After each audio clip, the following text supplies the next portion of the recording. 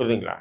இன்னைக்கு அவர் தனியா களம் காண்றாரு. உங்களுக்கு ஏன் சார் வயிறு எரியுது? இது பார்த்தீங்க, அவர் ஊடக சந்திப்பு நடத்தும்போது, சன் டிவி உட்பட திமுக அடிமை ஊடகங்கள் எதுவுமே அங்க வரதில்ல. எந்த அளவுக்கு மிரட்டி வச்சிருக்கீங்க? உங்களுக்கு தான் பயம் இல்லைல்ல? வேல்முருகன் வந்து அ அவர் சொல்ற செய்திய வெளிய கொண்டு வாங்க. ஏன் பயப்படுறீங்க திமுக? எதுக்குங்க எங்களுக்கு பயம் வந்திருக்கு? பயம் பயம் இப்ப யார தெரியாது. கண்டு பயம்?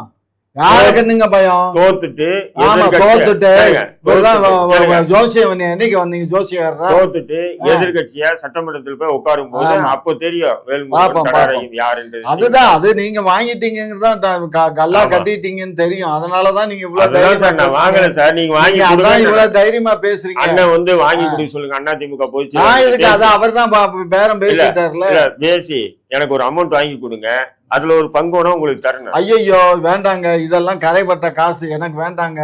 நான் உழைச்சு சம்பாரிச்ச காசே காணா போட்டுட்டு உக்காந்துருக்கேன். மக்களுக்கு செலவு பண்ணிட்டு நான் என்னத்துக்கு திரும்ப போய் ஒருத்தட்ட கை நீட்டி வாங்கணும்? சார், வேல்முருகன் அவர்களுக்கு ஒதுக்கப்பட்ட சின்னமே வந்து கேமரா சின்னம் தான். அதான் கேமரா சின்னம் தான். கேமரா முன்னாடி வச்சு இன்னும் பொய்யா பேசுறாரு பாருங்க. இப்ப கேமரா முன்னாடி இருந்துகிட்டு பொய்யா பேசுறதுக்கு தானே கேமரா சின்னமே கொடுத்துருக்கு. இல்ல கேமரா சார், பொய் பேசினா அது மூலியமா எடுத்து காட்டதான் அதெல்லாம் கேமரா உங்க பாரு சின்னம் ஒரு வந்து விஷயம் கொடுத்திருக்காங்க. புரிஞ்சுக்கோ.